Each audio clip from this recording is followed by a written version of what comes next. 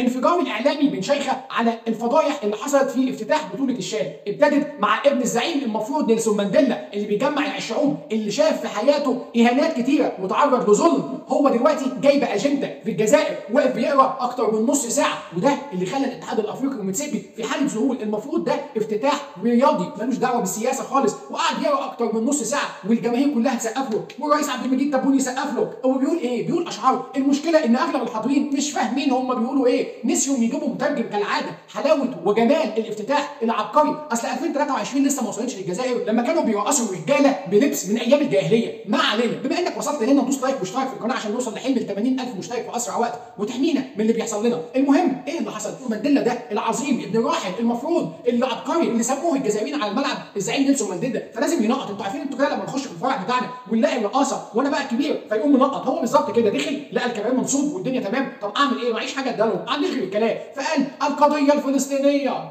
هي الجزائر عملت ايه القضيه الفلسطينيه غير كلام ورسائل على التليفون ورفع العلم كتر خيرهم في المدرجات؟ عملوا ايه؟